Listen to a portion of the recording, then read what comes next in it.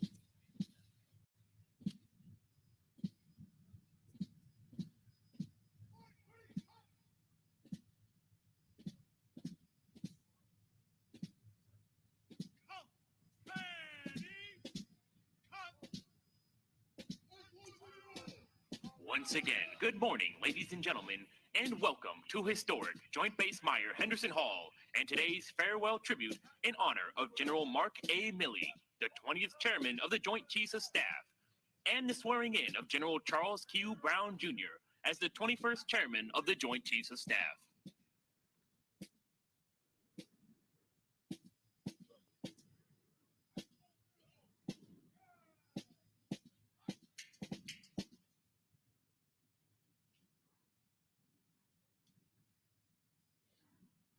Row left file.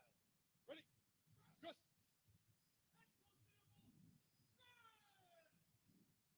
Ready? Front. Dress. Left. Dress.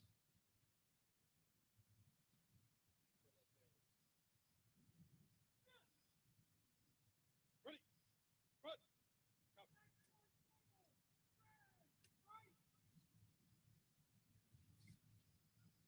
Ready? Front.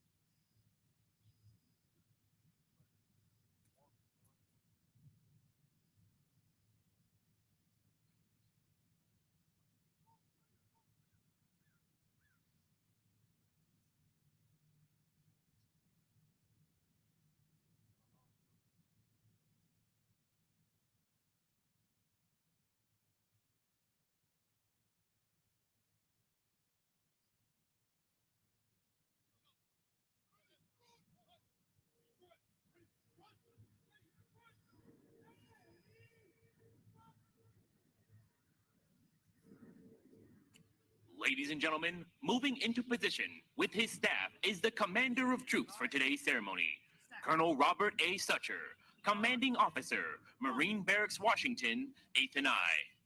Forward. Hut.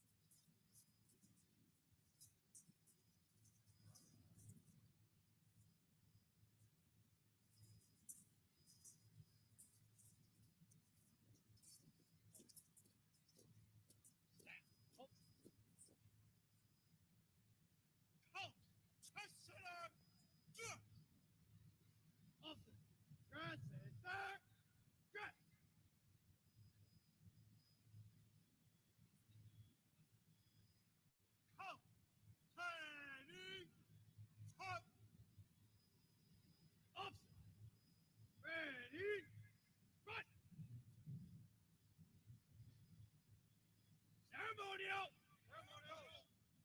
At ease. Come. Stand at ease. Now, ceremonial. At ease.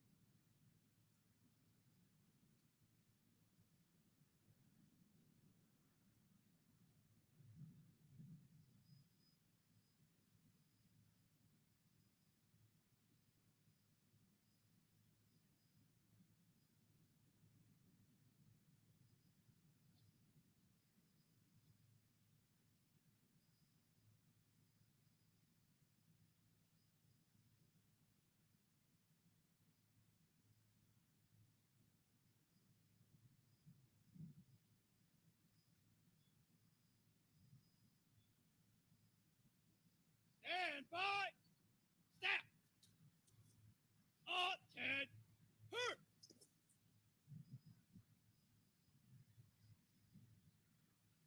Honor. Guard. Attend. Her. Come. Right. Shoulder. Oh.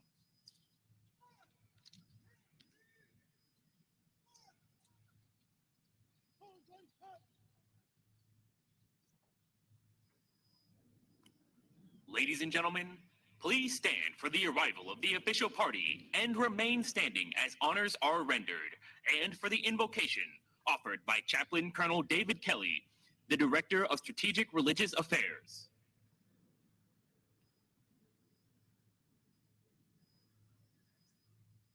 Ladies and gentlemen, please welcome the reviewing official, General Mark A. Milley, the 20th Chairman of the Joint Chiefs of Staff.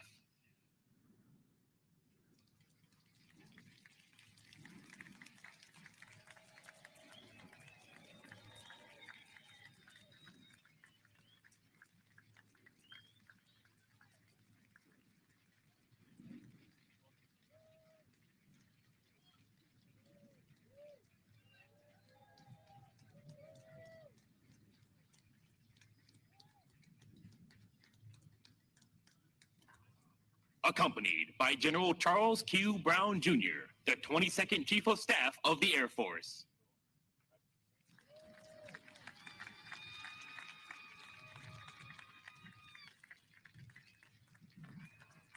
And the host for today's ceremony, the Honorable Lloyd J. Austin III, 28th Secretary of Defense.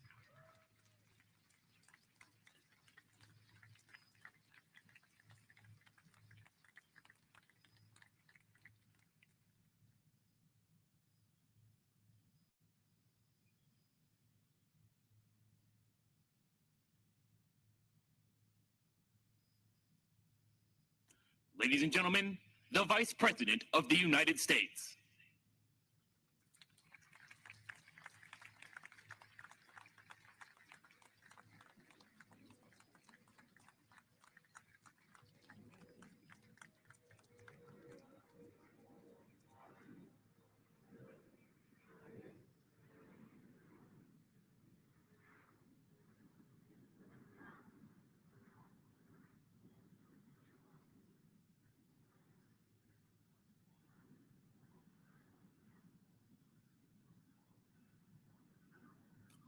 Ladies and gentlemen, the President of the United States.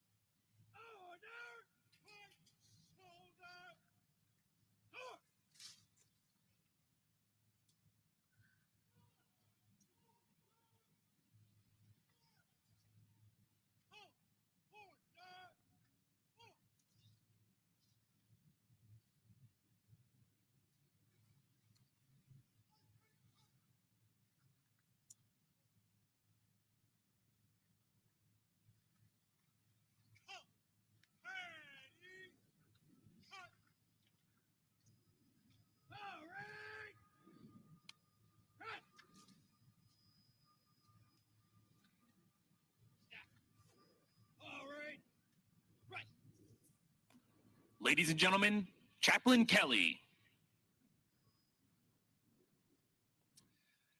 Let us pray. Almighty God, we seek your presence in this honored ceremony today as our military and nation honor General Mark Milley upon his retirement after 4 decades of impeccable service in uniform. And as we celebrate General Charles Brown Jr. becoming the 21st Chairman of the Joint Chiefs of Staff. General Brown and Ms. Shireen have gone the extra mile, pushed beyond where others have only gazed, and climbed to the top of our military, all the while shouldering a responsibility few will ever know. As he leads, I ask you to guide his steps with godly wisdom, direct his path with your holy light, and keep him strong with divine fortitude. Lord, you have expressed in your word that a life lived in service to others is a life well lived. General Milley has lived such a life. Today, he adds his name to an elite list of military leaders, including Bradley, Powell, Mullen, Myers, and Dunford, to name a select few. Lord, as General Milley prepares for life beyond the military, I ask you to bless him, Miss Holly Ann, and his family according to their sacrifice of service. Reward him according to his impeccable character, and bestow upon him the thankfulness of a grateful nation, only and singularly exemplified by the single word, honor. Truly, this valiant officer's relentless pursuit of service to country over decades bespeaks the right and privilege to don for all time a mantle woven and bound together by unbreakable and courageous strands of honor. In your holy name I pray. Amen. Please be seated.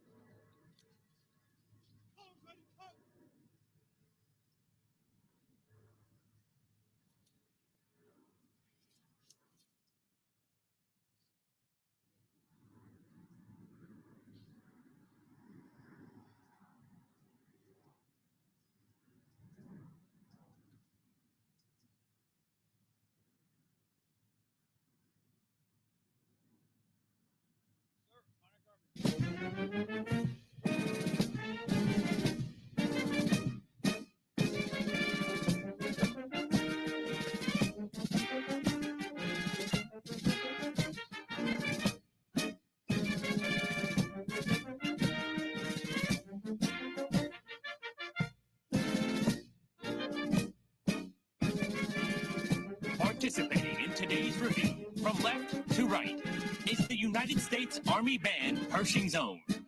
The United States Army Band is under the direction of Colonel Bruce Pulver and led by Drum Major Rob Moore.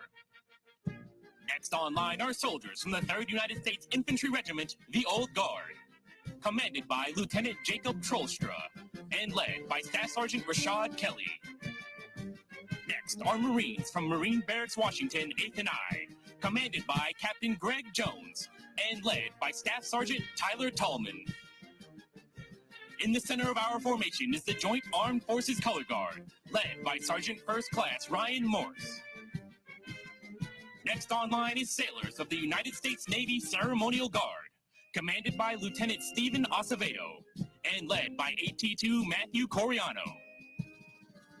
Next are airmen and guardians from the United States Air Force Honor Guard, commanded by First Lieutenant Jacob Hale and led by Technical Sergeant Matthew Cox. Next online are guardsmen from the Coast Guard Ceremonial Honor Guard, commanded by Lieutenant Cody Mitchell and led by Petty Officer First Class Troy Lupomack. The last element online, dressed in the Continental Musician's uniform, is the United States Army Old Guard Fife and Drum Corps. The Corps is led today by Drum Major John Parks. To the right is the Presidential Salute Battery, commanded by Captain Nicholas Lambie and led by Sergeant First Class Alan Caro. And to the rear of the formation are the 56 state and territorial flags of the United States of America. They are commanded by Lieutenant Thomas Mesh and led by Sergeant First Class Mark Franz.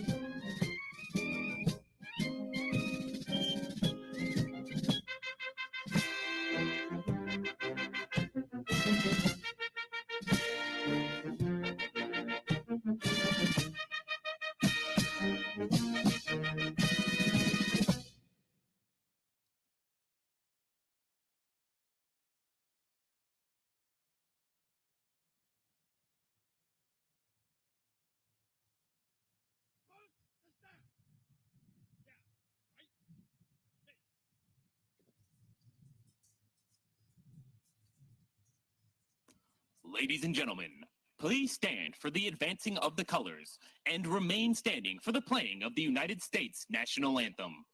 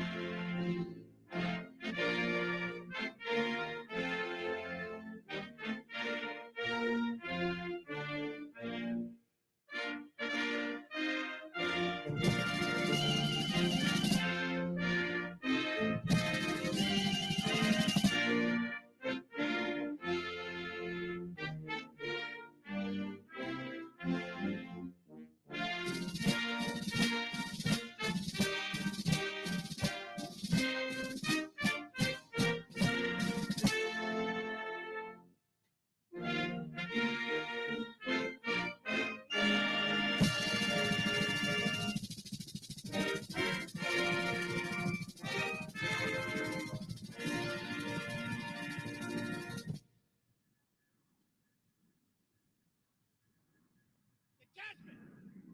Order! Huh. Please be seated.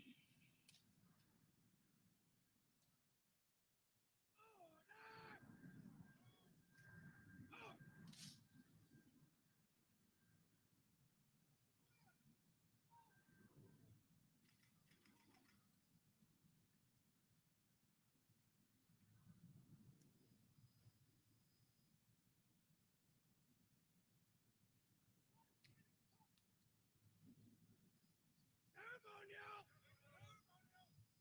At ease! Snap! Ceremonial! At ease!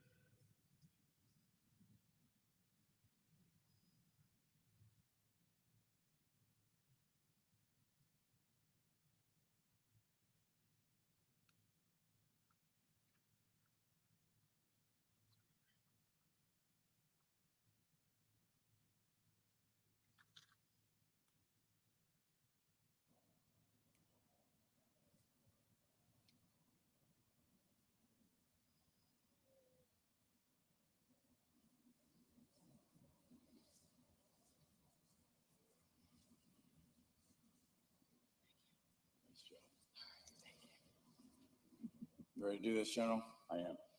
Please raise your right hand and repeat after me. I I. state your full name. I, Charles Quentin Brown Jr., Having been appointed the Chairman of the United States Joint Chiefs of Staff, having been appointed the Chairman of the United States Joint Chiefs of Staff, do solemnly swear do solemnly swear that I will support and defend that I will support and defend the Constitution of the United States of America the Constitution of the United States of America against all enemies, against all enemies, foreign and domestic, foreign and domestic, and that you will bear true faith and allegiance to the same. to bear true faith and allegiance to the same. You take this obligation freely, I take this obligation freely, without mental reservation without mental reservation or purpose of evasion, or purpose of evasion, and that I will well and faithfully that I will well and faithfully discharge the duties discharge the duties of the office upon which I am about to enter. of the office upon which I'm about to enter. So help me God. So help me God. Congratulations, Chairman. Thank you, General.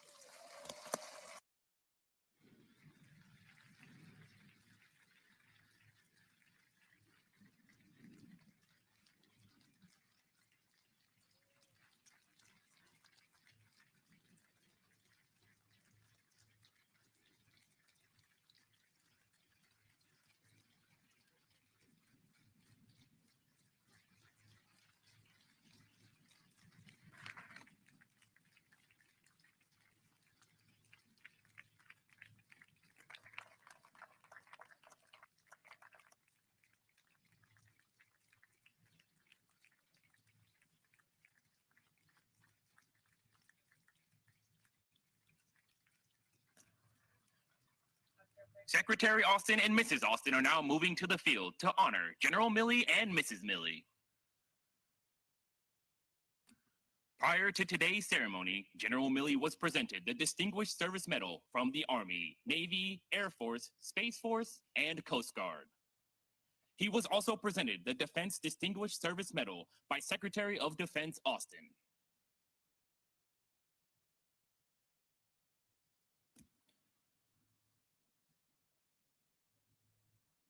Headquarters, Department of the Army Special Orders.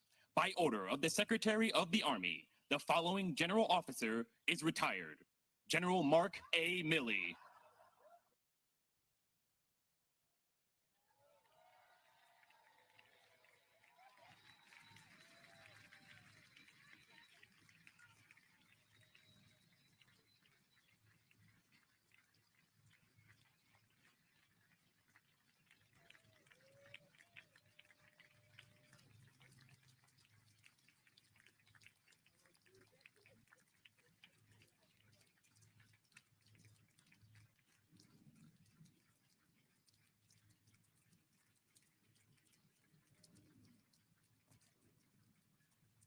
The Secretary of Defense has awarded the Department of Defense Medal for Distinguished Public Service to Mrs. Holly Ann H. Milley.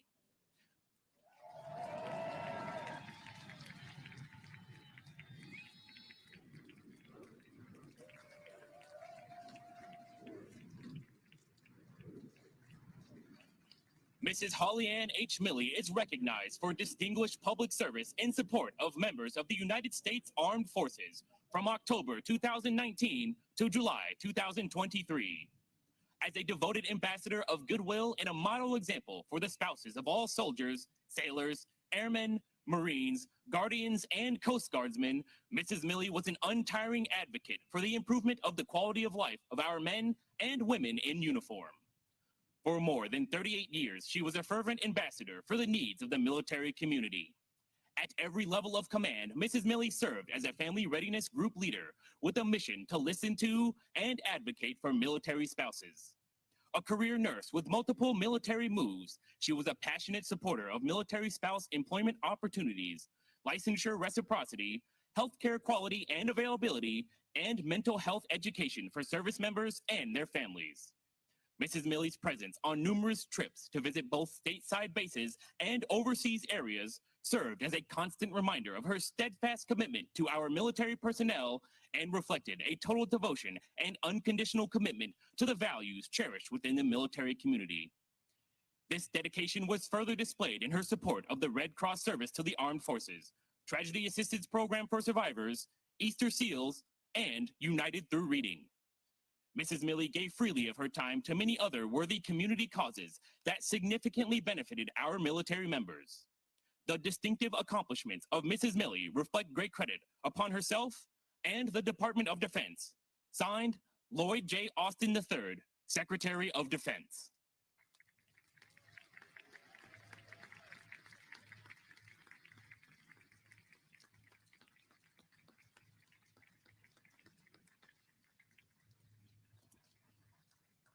On the occasion of retirement of this distinguished soldier, we also recognize the outstanding service of his wife, Holly Ann, who is presented with the Department of the Army Certificate of Appreciation for her faithful and devoted service. It is her dedicated support which made possible such a lasting contribution to our nation. By order of the Secretary of the Army, signed General James C. McConville, Chief of Staff, United States Army.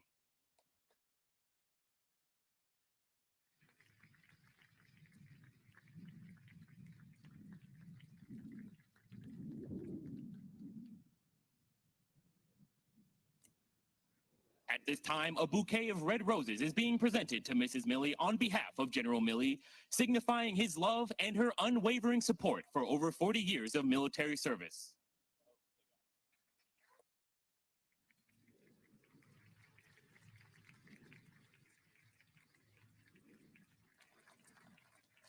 Also at this time, a bouquet of flowers is being presented to General Milley's daughter, Mary, and a gift is being presented to his son, Peter.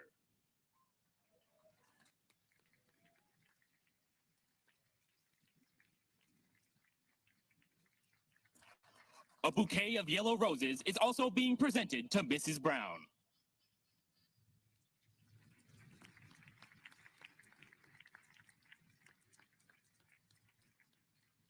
We are proud to recognize General Milley's devotion to our country, and we wish him happiness and prosperity in his well-earned retirement.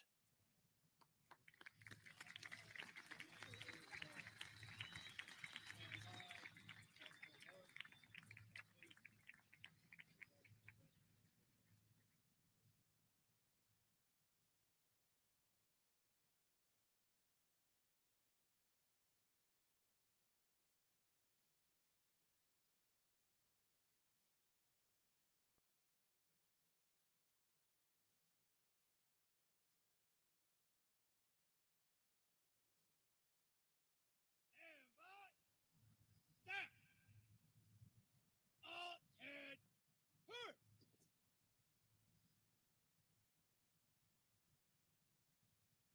Honor guard.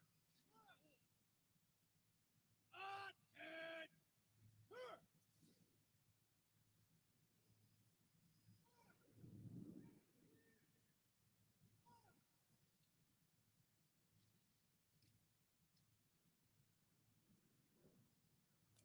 Ladies and gentlemen, please remain standing for the posting of the colors. Post the color. Step. Right. Hey.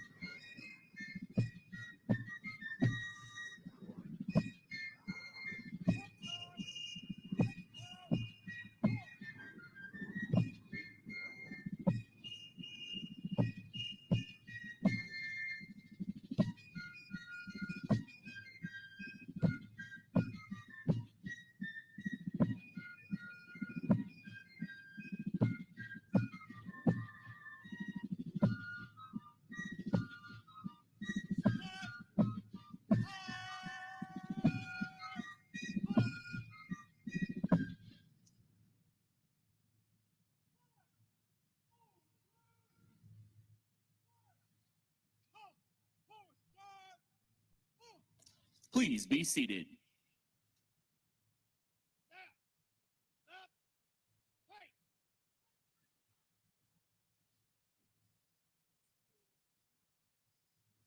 Close. Ready. Cut. Ceremonial. At three. Come. Stand at eat.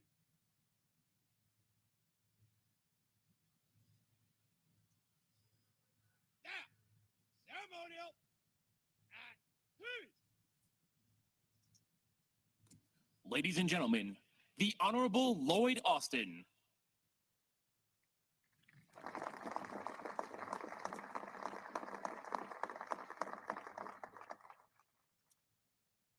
Troops and the band, you look magnificent this morning. Thanks for what you continue to do for our country. Good morning, everyone. President Biden, Vice President Harris, it is an absolute honor to have both of you here with us today. Let me also thank the members of Congress, ambassadors, and foreign leaders who are joining us, as well as the former senior military leaders and former secretaries of defense.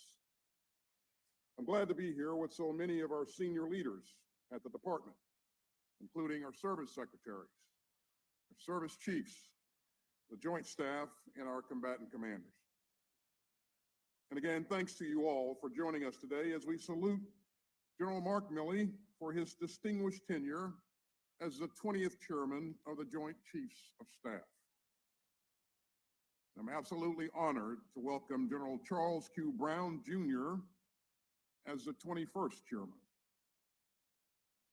Now, the service members on the field today represent our joint force, the troops who General Milley led with such passion and skill as chairman. Every day, that force defends our country and supports our allies and partners, advances our interests, and upholds our founding values. So today is a celebration of every American who volunteers to wear the cloth of our nation. And it's a celebration of the distinguished career of General Mark Milley. Now, you may not know this, but he grew up in Boston. It's a little known fact, unless you've ever met the guy. He calls Boston the Holy Land. So to him, Bobby Orr of the Boston Bruins is a patron saint. And Bobby Orr once said that hockey teams win because of hard work and sacrifice. Without that, he said, skill is just potential. But General Milley has never let his skill languish as just potential. He's always been eager to get into the fight. And I've seen that firsthand over our long history of working together, including one time when he got me blown up, literally. You see, during the Iraq War, I was commanding the 10th Mountain Division, and he was one of my brigade commanders. And during one of my visits, one of his troops was wounded. And Mark said, "Hey, sir, let's go into town to the hospital to see our soldier. We'll do it at night when it's easier and there's not much activity." And so as we prepared to depart, following detailed rehearsals, I said to General Milley, "You know, Mark, this just doesn't feel right." But Mark said, "Hey, don't worry, sir, we do this all the time." So we took Route Irish in Baghdad, which was known as the most dangerous road in the world. And we promptly got hit by an IED. It hit my door and shredded the tires on our Humvee. And it was pitch black and smoky. And Mark said, "Hey, sir, are you okay?" I said, "Mark, we've just been hit. I'm angry because we can't return fire because the guy ran away. The vehicle is damaged. I recommend we get the hell out of here." And we finally did. And afterwards I asked, "Hey, General, has this happened to you before?" And Mark said, "Oh, yes, sir. I've been blown up about 5 times now." Like I said, he was always eager to get into the fight. And he's never hesitated to charge into danger for his troops or for his country. This goes back to his earliest days as an infantryman and a Green Beret, including his time commanding a battalion in the famed 506 Parachute Infantry Regiment. And during his brigade command, what I saw was what so many others have also seen: his vigor, his grit, and his tremendous leadership potential. So following brigade command, I encouraged him to serve on the Joint Staff. And there he learned a ton of skills that would help him later in his career. He continued to rapidly climb. And in 2015, he went on to spend 4 years, 4 demanding years, as the Chief of Staff of the Army. And he loved absolutely every minute of it. And then General Milley agreed to serve another 4 years in an even tougher job. Now think of everything that our military has done during his tenure as chairman. We've taken on the pacing challenge of the People's Republic of China, confronted a once-in-a-generation pandemic, and led the world to help Ukraine fight back after Russia's imperial invasion. General Milley has a deep sense of history, and he knows that future generations would judge us harshly if we fail to defend the post-war order built by American leadership. And so he hasn't just studied history, he has made history. Now, his sense of calling grew out of the proud military family, Milley family heritage of military service. And General Milley's own life of service would not have been possible without his outstanding family. His wife, Holly Ann, is an accomplished critical care nurse, and she is also the real deal. At a ceremony a few years ago at Arlington National Cemetery, someone collapsed in the crowd. Holly Ann didn't hesitate. She started CPR and directed someone to call the paramedics. And after a couple of sets of chest compressions, the man finally took a deep breath. And that's not the first time that she saved a life at an event. One time at an Army gala, she performed CPR on someone else in trouble while wearing an evening gown. And for too many times to count, she's been a lifesaver for Mark and their family. While he was away on deployments, Holly Ann cared for their beloved kids, Peter and Mary. And over the years, the Milley family has moved more than 20 times. Holly Ann has had to transfer her nursing license to 9 different states. And she has helped countless military spouses to do the same. That's made her a strong advocate for military families. So Holly Ann, thank you for your phenomenal service to our country.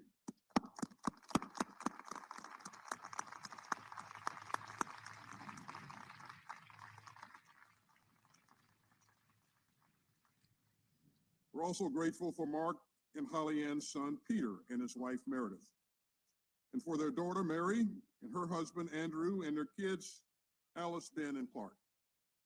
And Andrew, thank you for your 8 years of service in the U.S. Army, including as a company commander and a troop commander in the 82nd Airborne Division.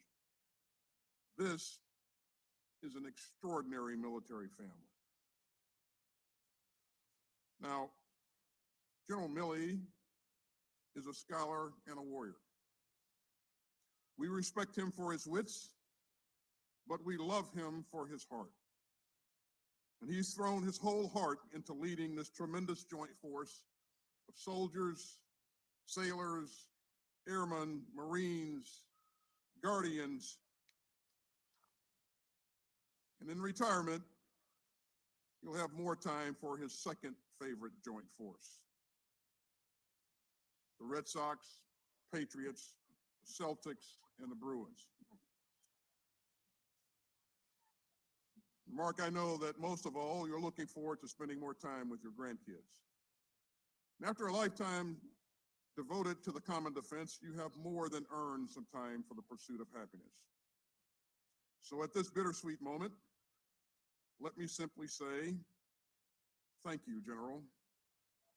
Thank you for all that you have done and for all that you have given. We wish you Godspeed in the chapters still to come. Congratulations, soldier.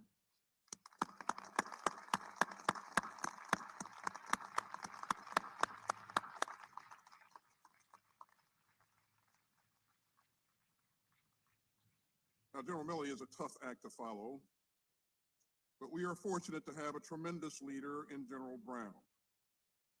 He will guide our brave troops without fail and defend our democracy without flinching. And I'm honored to have the chance to say a few words about our great new chairman of the Joint Chiefs. But before I do, I want to mention some other outstanding American military leaders. I'm truly pleased that the United States Senate recently confirmed General Brown as our next chairman. I'm also glad to welcome General Randy George as our next Chief of Staff of the Army, and General Eric Smith as our next Commandant of the Marine Corps. But 367 of our outstanding general and flag officers are now grappling with the uncertainty of a blanket hole. So I urge the Senate to swiftly confirm all of our distinguished military nominees. And that brings me back to our next chairman.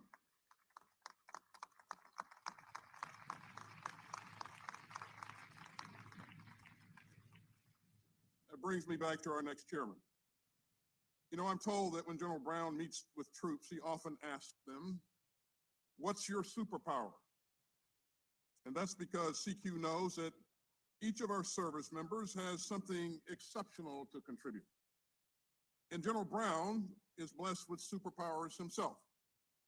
I've seen his talents firsthand. When I was commander of Central Command, General Brown was the commander of my air component. And he led forces in combat during the air campaign against ISIS and rallied our allies and partners to help destroy its terrorist caliphate in Iraq and Syria. Now, General Brown also has a superpower for teaching.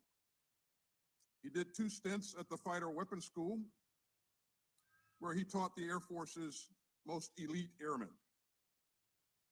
And wherever he goes, he sets a powerful example with his quiet confidence and his deep integrity and his constant compassion. Now, General Brown would not be where he is today without his wife Shireen and their sons Sean and Ross. Shireen has served right alongside CQ through 20 moves. She has helped shape DoD's exceptional family member program so that more families with special needs can get better resources and support.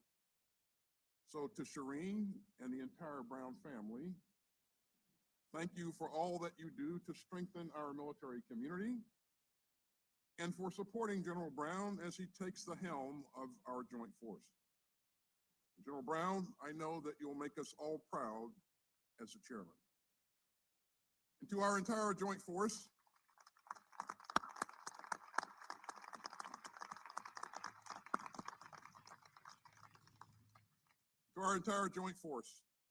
today and every day, America is counting on you.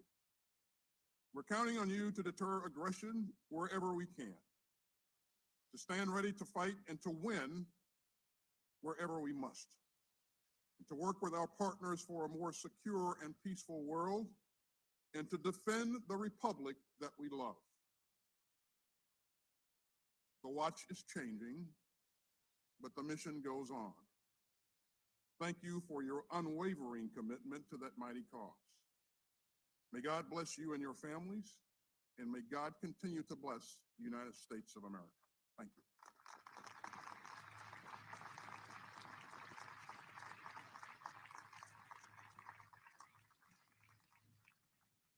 Stand by. Stop. Up and turn.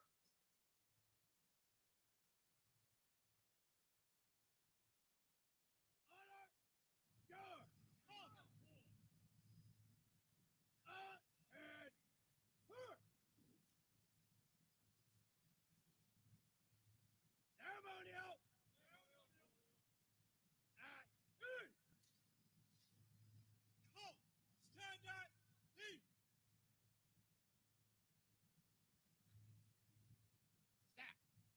ceremonial. And two. Ladies and gentlemen, the President of the United States.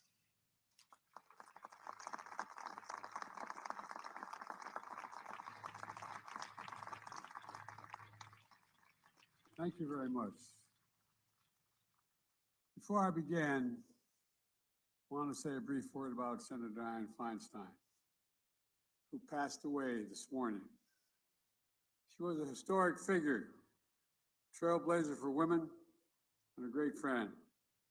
Dianne made her mark on everything from national security to the environment, gun safety to protecting civil liberties. The country's going to miss her dearly, and so will Jill and I. I'll have more to say about her later today.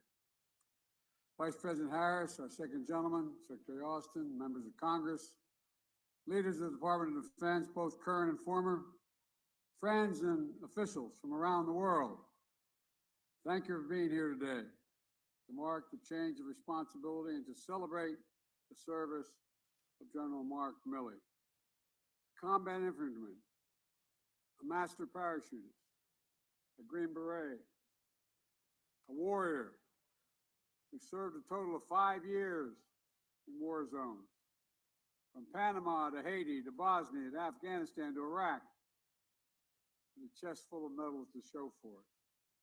The leader who once ran across a bridge booby-trapped with mines to stop 2 battle tanks evacuating wounded troops from driving across it.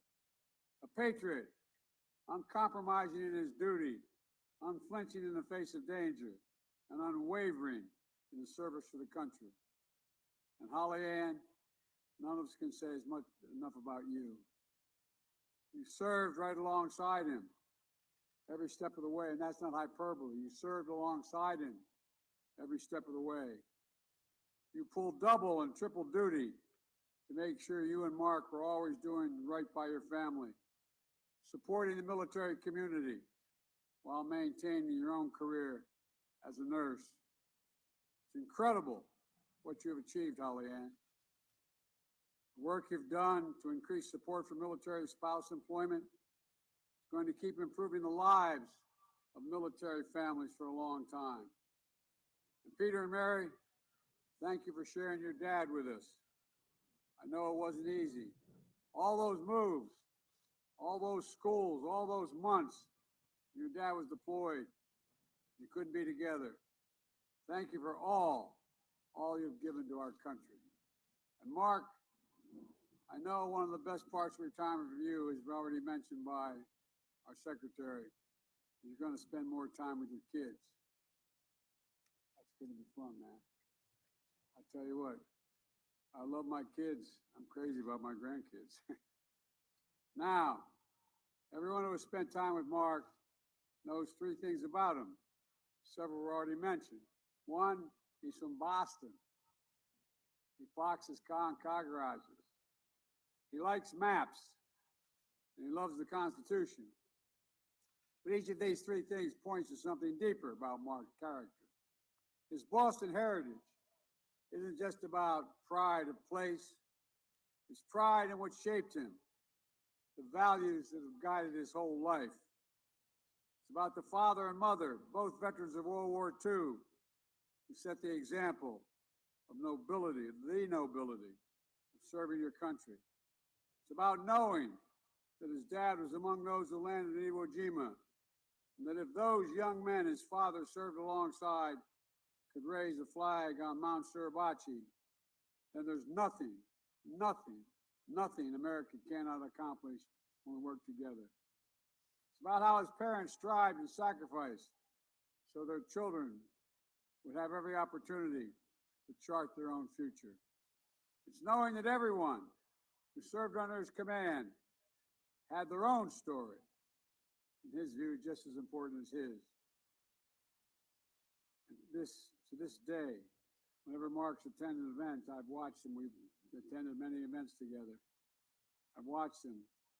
He'll talk to every young person, every veteran, every Gold Star family who wants to speak to him, no matter how long it takes, so we can hear their story as well and show his respect. The Boston pride is about knowing where you come from. The maps are about knowing where you are and where you're going. Mark wants to make sure he has the necessary facts to inform his decisions as a leader and his advice to others.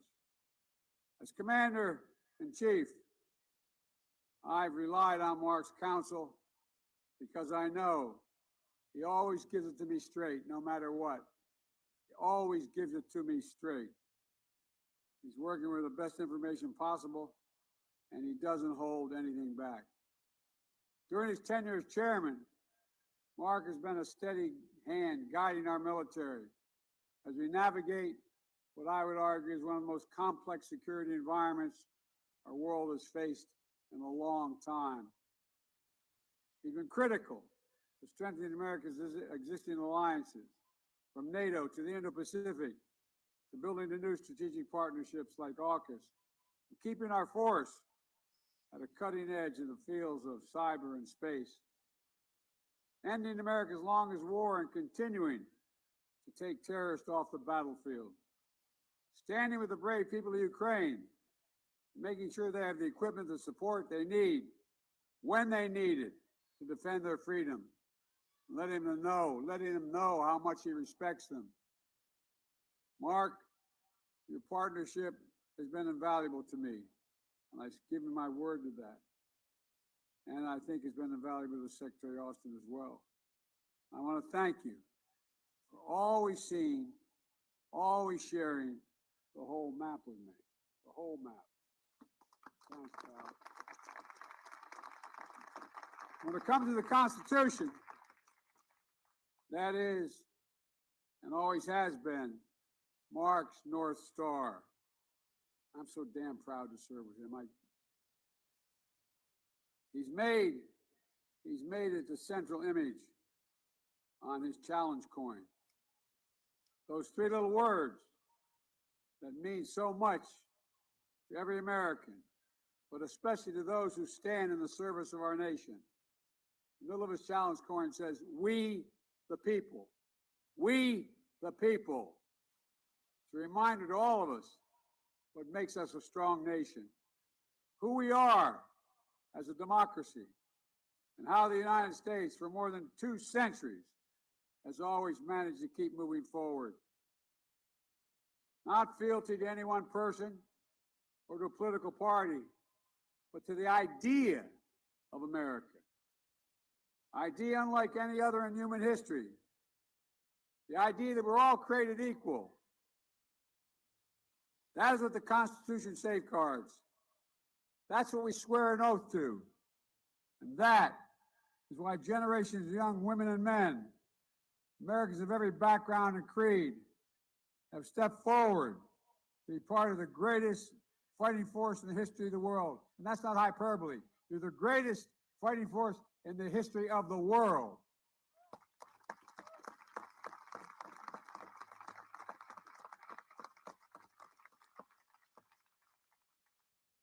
I've seen you in Afghanistan, Iraq. I don't want to get started. And our military is going to keep growing stronger. Keep growing stronger. With General C.Q. Brown, Charles Q. Brown, Jr., as our 24th Chairman of the Joint Chiefs of Staff. Congratulations, little buddy.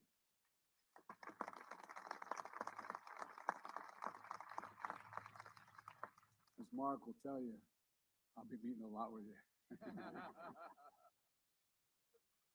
I said when I nominated General Brown as a seasoned warrior with deep combat experience, an experienced commander of the Joint Force, top flight strategist, a leader known throughout the force for his unmatched judgment and unflappable demeanor.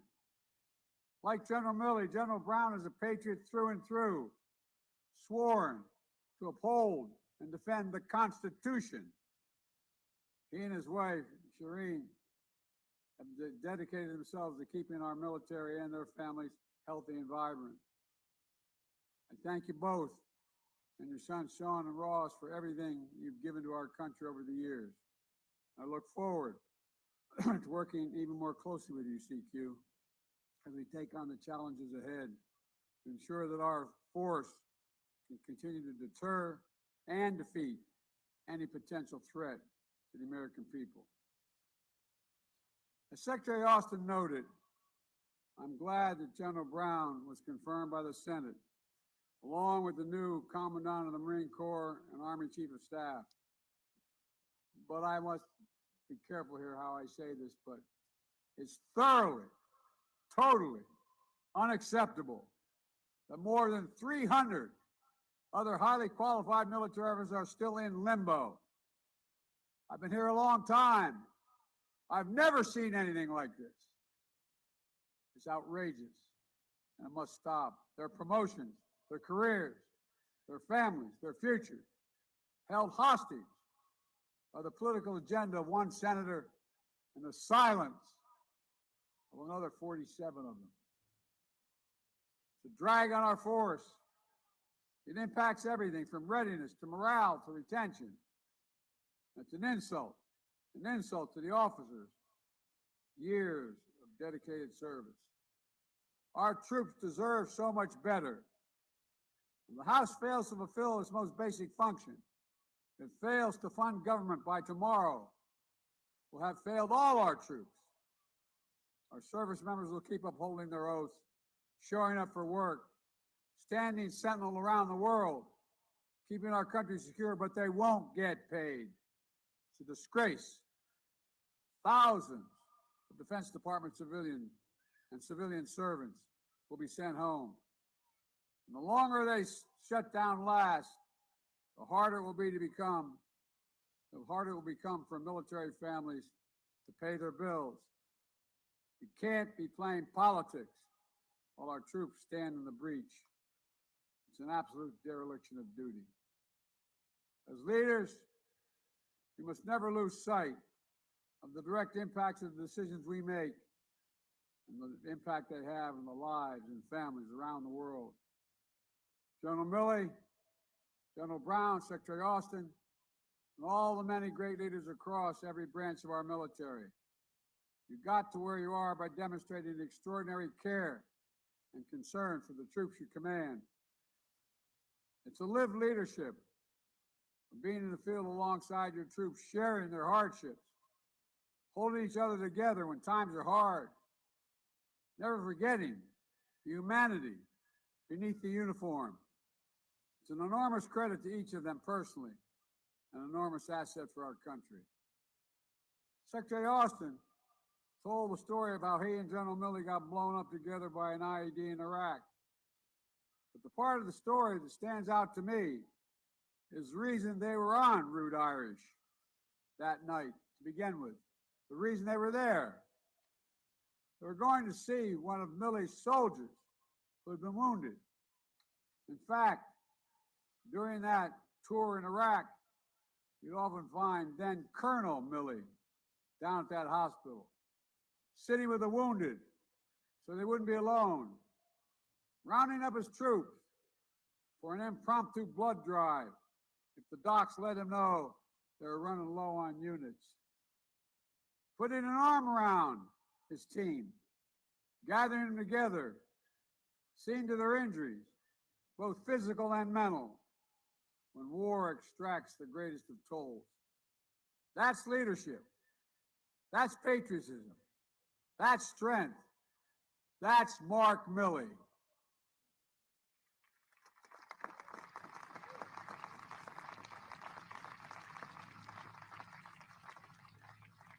Mark, you know how strongly I feel about you. You've given remarkable service to our country. You've done honor to the uniform of our nation.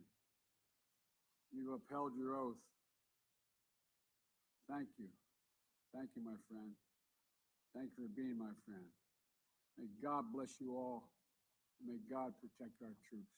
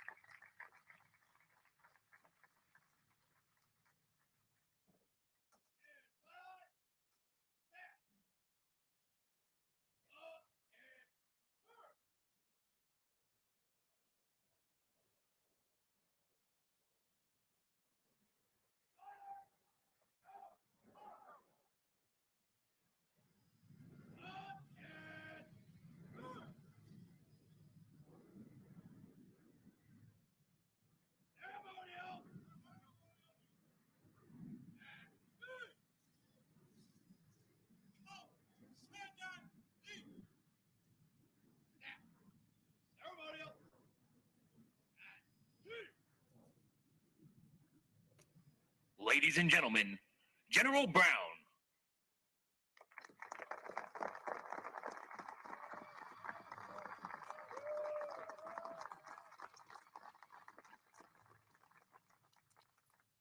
To our congressional leaders, our Department of Defense leadership, both past and present, our many distinguished guests, family, friends, joint teammates, allies and partners, service members and families of our United States Armed Forces, good morning.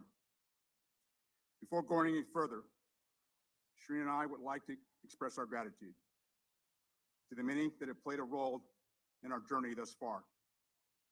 To the Air Force leadership, airmen and families we had the opportunity to work with and for the past 3 years. For the opportunity to continue serving and to all we had a role in making today possible. We very much appreciate all you've done and will continue to do, and we're grateful for your presence to witness today's ceremony.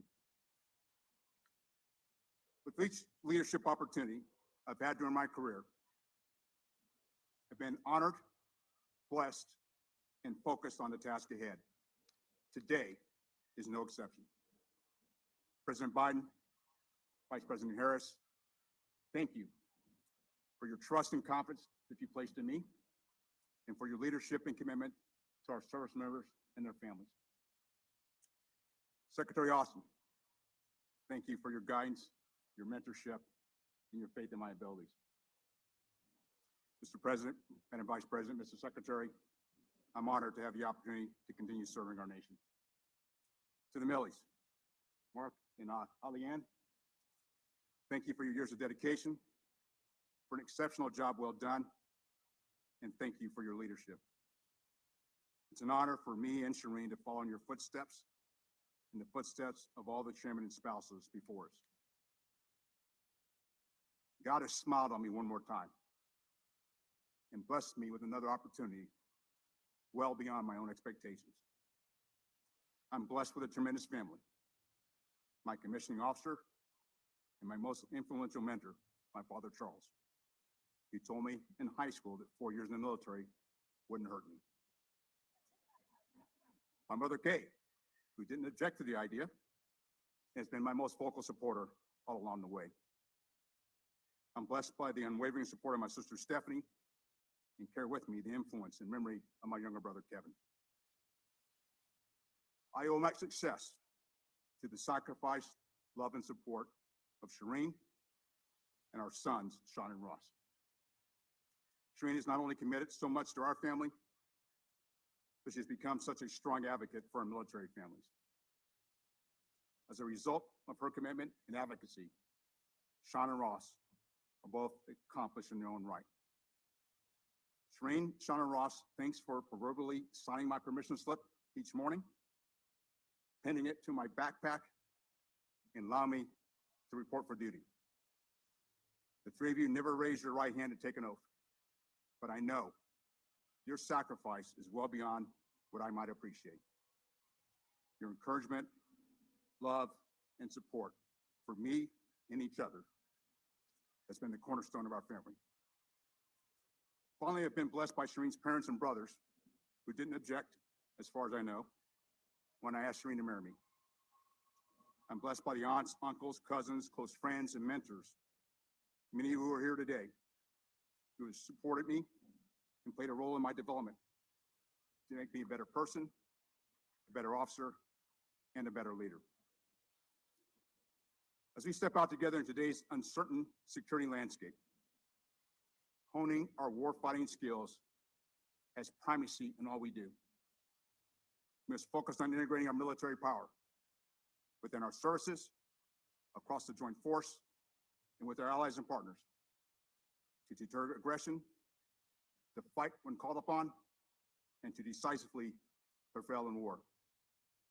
We must focus on modernizing and aggressively leading with new concepts and approaches. Finally, trust is the foundation of our profession.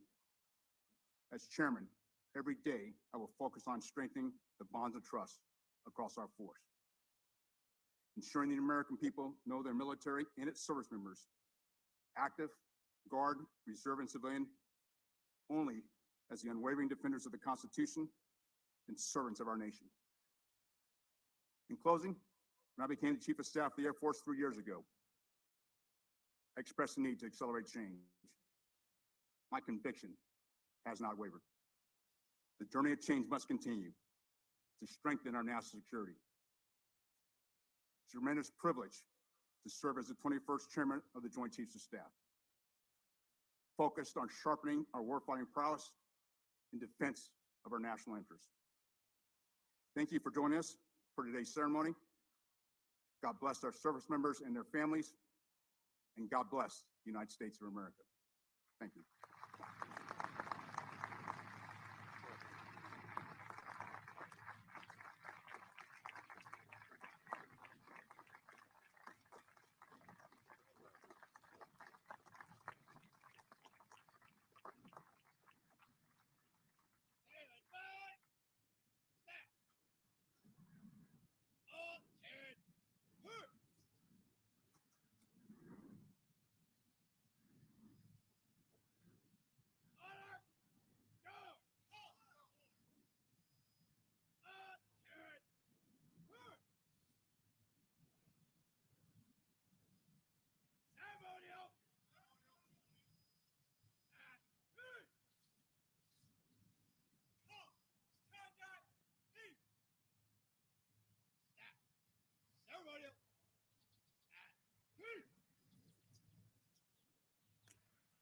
Ladies and gentlemen, General Milley.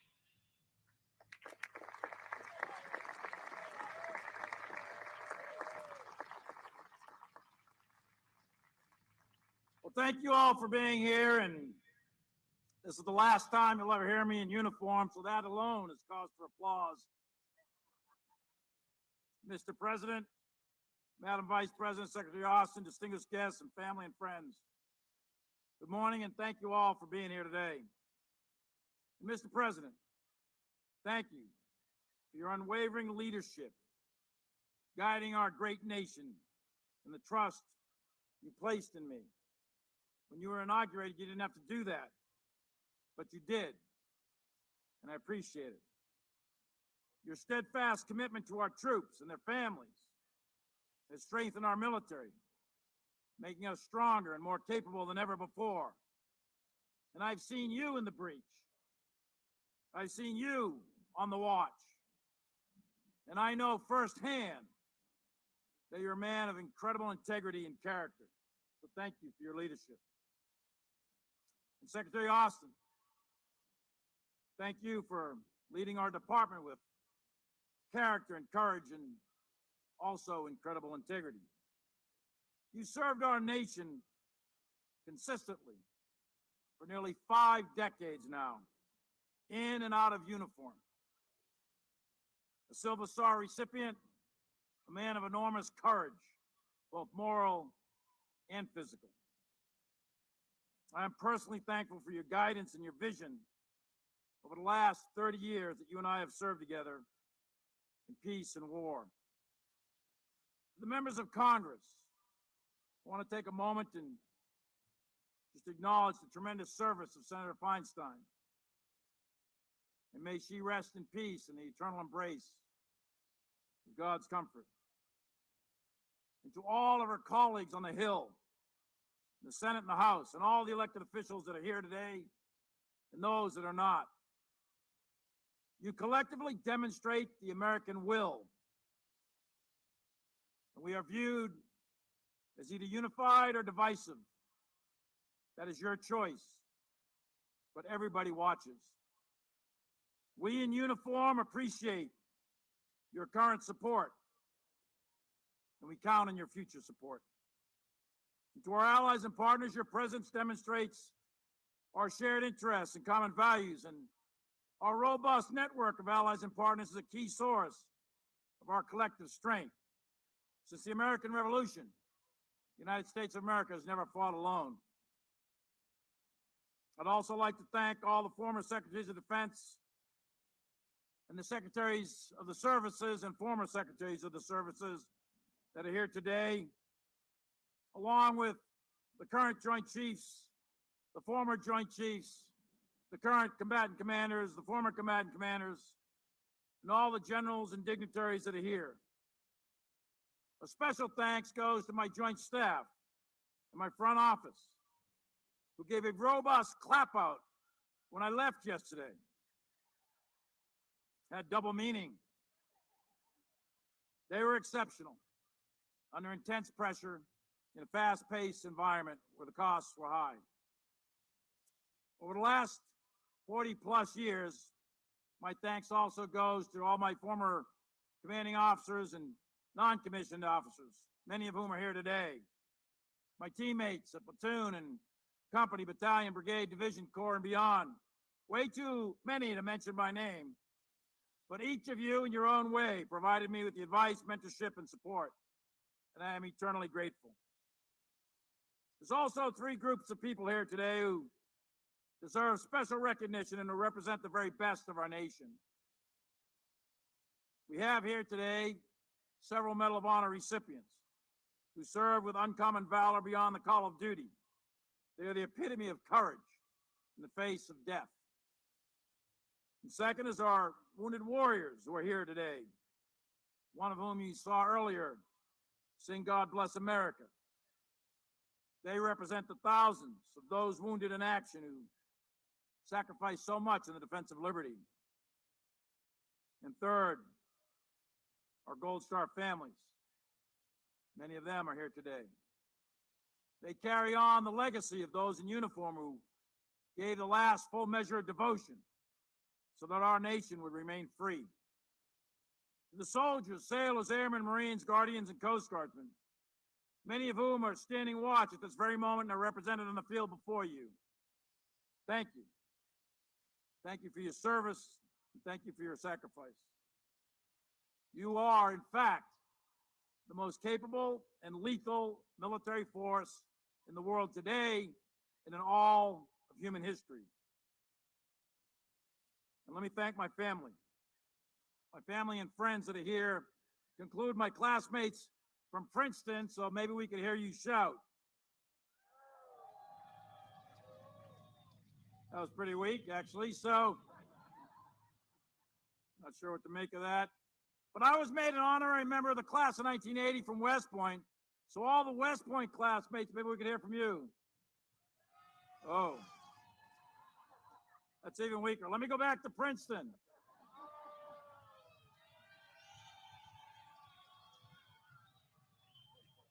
That's all a result of last night. So,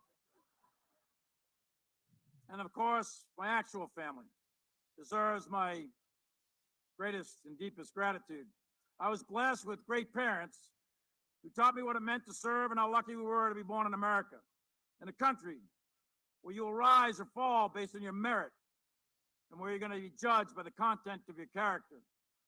My mother was a Navy wave in a military hospital in Seattle, taking care of the wounded, returning from the Central Pacific during World War II.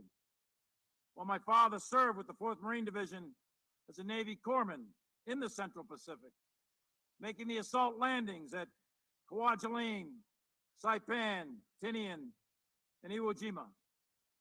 Neither one of them ever went to college, but they knew what this country was about. They were working class Americans who taught me and my siblings the values that truly make this country great.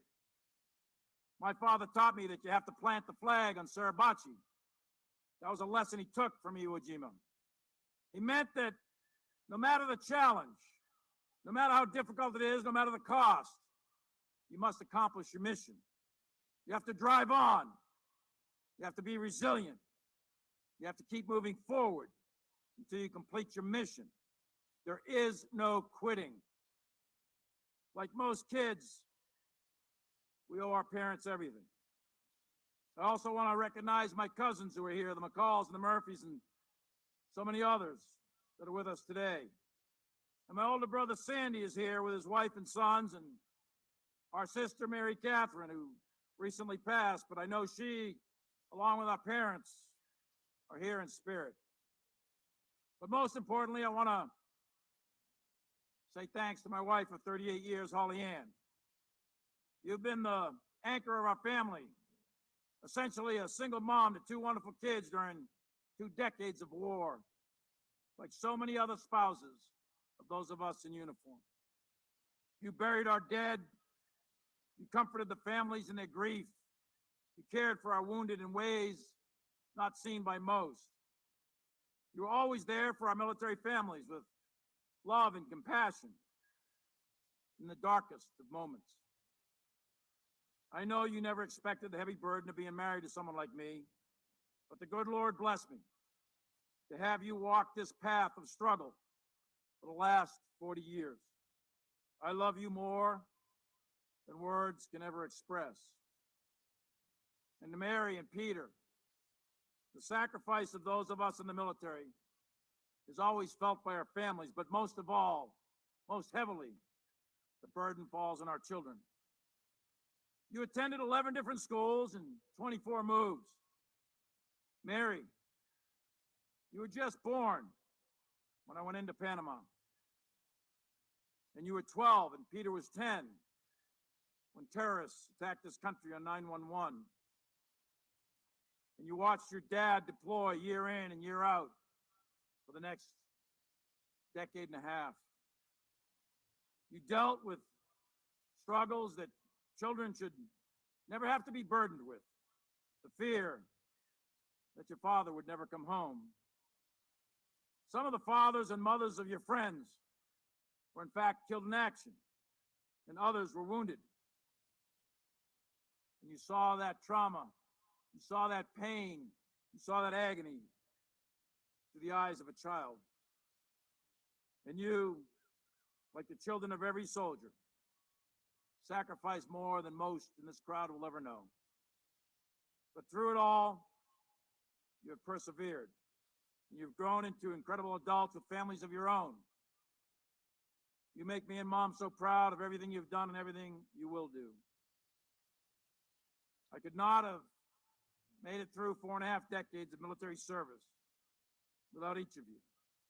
I'm deeply honored to have worn the cloth of this nation for 43.5 years. And I'm humbled to have served as the 20th chairman of the Joint Chiefs of Staff. The Joint Force, as I said, is the most lethal and capable military in the world. And our enemies know it.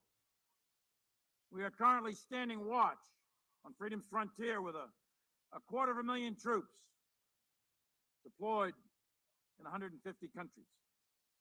In the last 4 years, we've executed countless operations, exercises, and training around the world. We've destroyed ISIS and served justice to Baghdadi.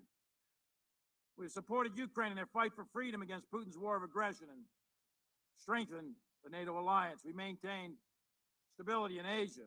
We fought terrorists in Africa and the Middle East. We defended the homeland, provided support in countless disasters, protected the American people during COVID. And more than 800,000 of us served in Afghanistan.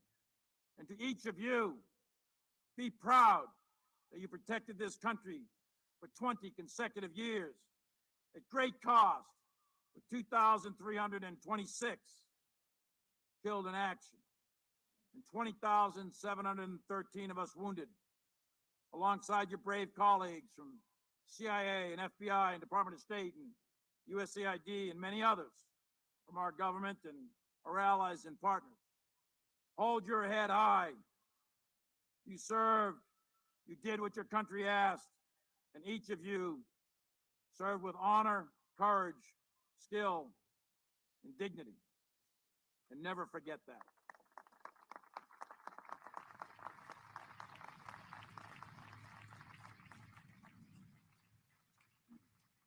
Today, our joint force is ready. Right now, as we are here at Fort Myer on this field, there are 60 to 100 United States Navy warships sailing the 7 seas to ensure freedom of navigation. And our Coast Guard has saved countless lives at sea. Right now, in the last 24 hours, we flew over 5,000 sorties. And we do that every day to protect our homeland, support our allies, and keep the skies safe. Our Space Force is rapidly expanding into that new domain. And our Army and Marines are currently forward deployed to maintain peace and stability throughout the world. And simultaneously, this joint force is preparing for the future. We're investing in capabilities to sustain our military overmatch and modernize the force. And our pace forward will not stop.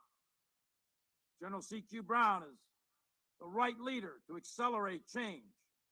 He's the right man at the right time to carry on the mission of this great military. CQ knows how to lead a global fighting force. He will build combat readiness, and there's no doubt he will meet the challenges of tomorrow. And beside him is his wife, Shireen, and their sons, who have been pillars of support throughout this journey. Congratulations to you and your family. And CQ, we look forward to your leadership over the next 4 years. You're a man of character and integrity, and that is your most important quality. So thank you, CQ, for what you're about to do.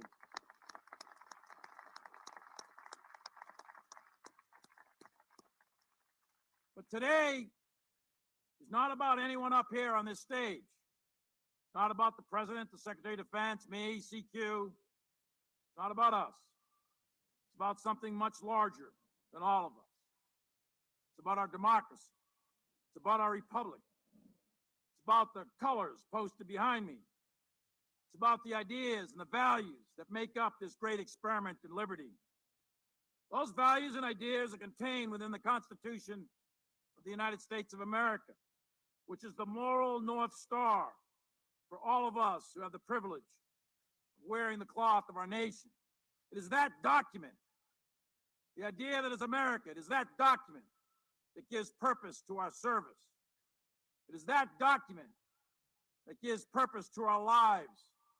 It is that document that all of us in uniform swear to protect and defend against all enemies, foreign and domestic.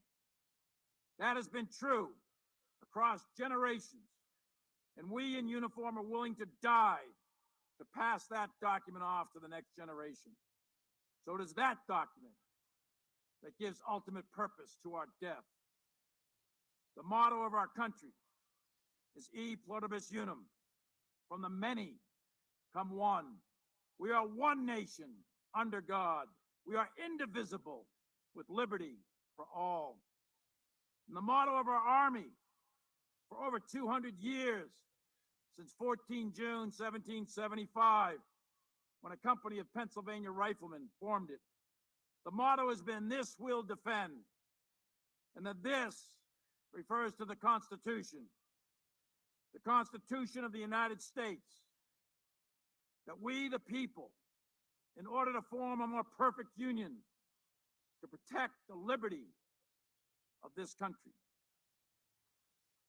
You see, we in uniform are unique. We are unique among the world's armies. We are unique among the world's militaries. We don't take an oath to a country. We don't take an oath to a tribe. We don't take an oath to a religion. We don't take an oath to a king or a queen or to a tyrant or a dictator. And we don't take an oath to a wannabe dictator. We don't take an oath to an individual. We take an oath to the Constitution, and we take an oath to the idea that is America, and we're willing to die to protect it. Every soldier, sailor, airman, Marine, Guardian, and Coast Guardsman, each of us commits our very life to protect and defend that document, regardless of personal price, and we are not easily intimidated. More than 1.1 million in uniform have paid the supreme sacrifice, to include the 400,000 that rest in eternal peace at Arlington National Cemetery.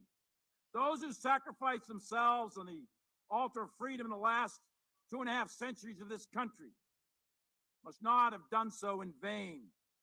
The millions wounded in our nation's wars did not sacrifice their limbs and shed their blood to see this great experiment in democracy perish from this earth. No, we, the United States military, will always be true to those that came before us. We will never, under any circumstances, turn our back on our duty. Thomas Paine famously wrote in his pamphlet, The Crisis, "These are the times that try men's souls. The summer soldier and the sunshine patriot will, in this crisis, shrink from the service of their country. But he that stands by it now deserves the love and thanks of men and women. And tyranny, like hell, is not easily conquered.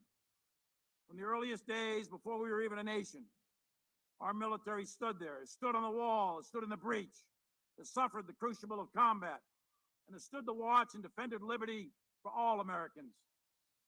Each of us signs a blank check to this country to protect our freedom.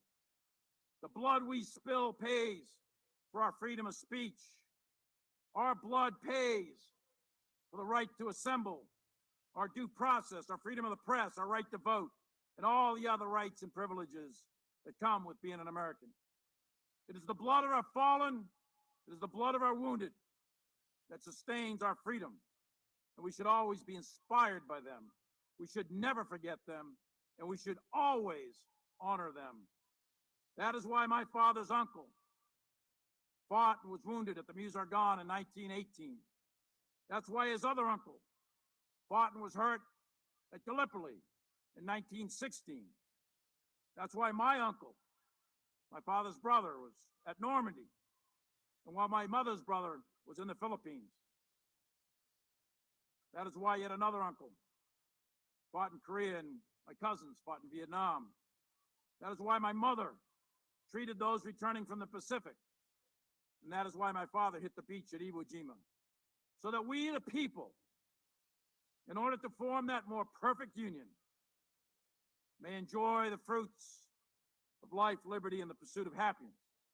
We, the American people, we, the American military, must never turn our back on those that came before us. And we will never turn our back on the Constitution. That is our North Star. That is who we are, and that is why we fight. Thank you, and may God bless our military, and may God bless the United States of America.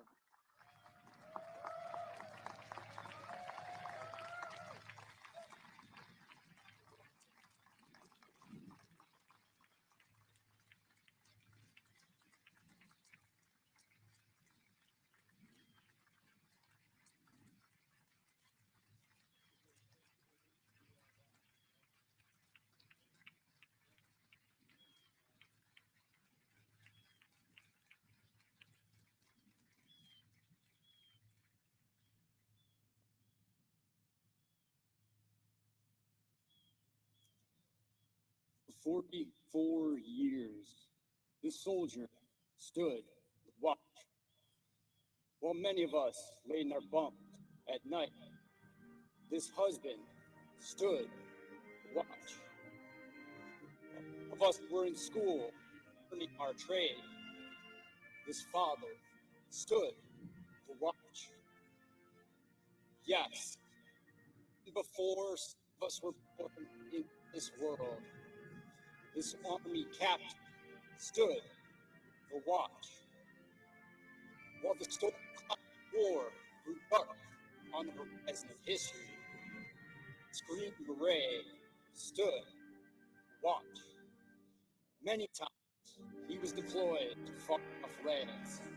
He cast an eye across the ocean to see Pollyanna, Mary, Peter, and his grandchildren standing on the shore, needing his love, comfort, and a hand to hold during those tough times.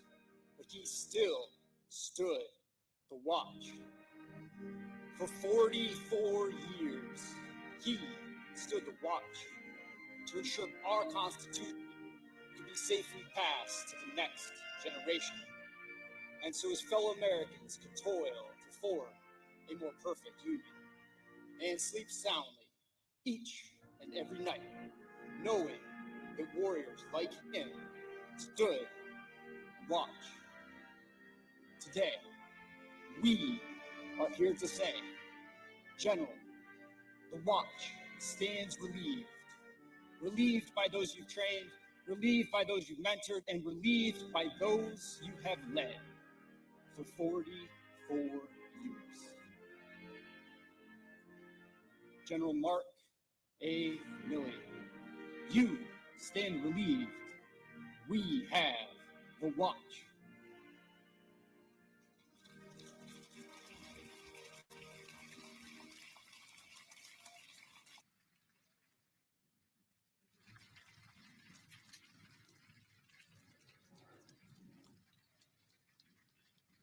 Stand by.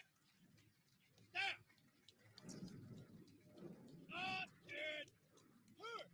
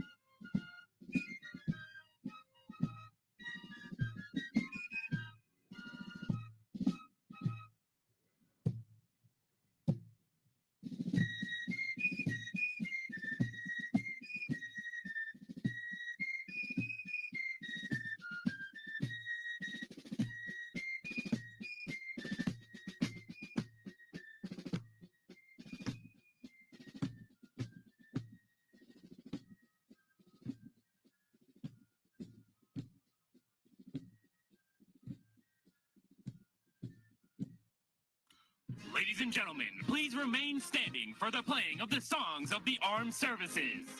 The United States Coast Guard.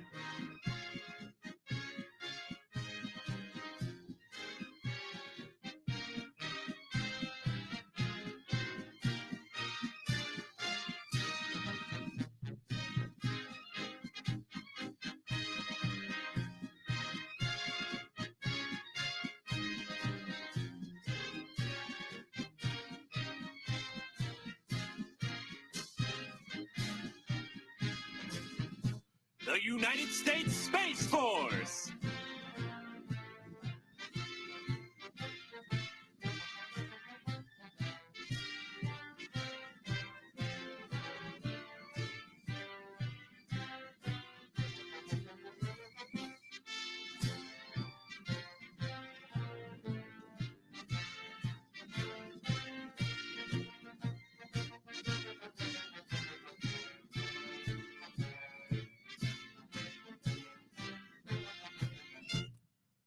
The United States Air Force.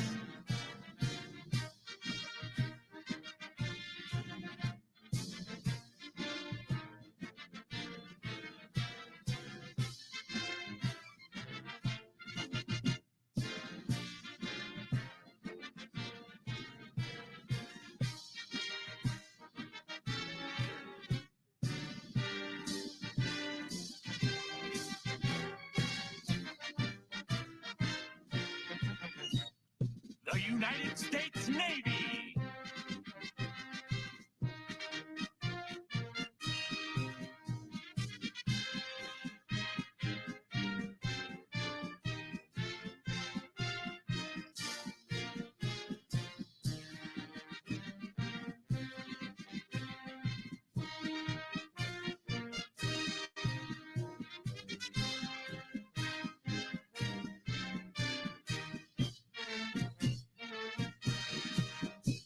The United States Marine Corps.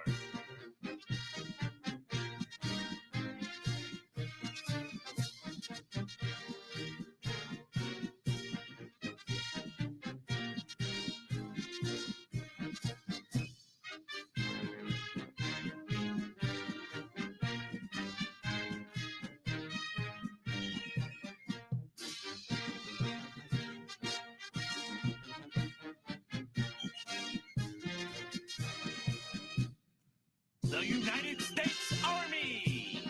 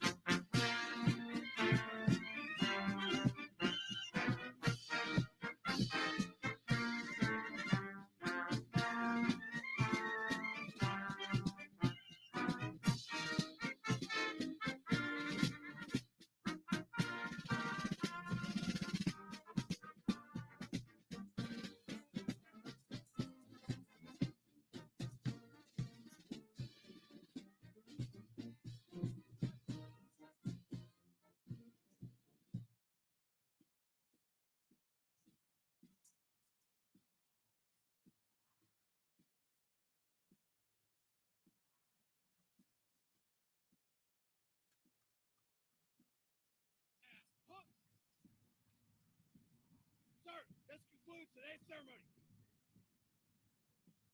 Aye, sir. Now, forward.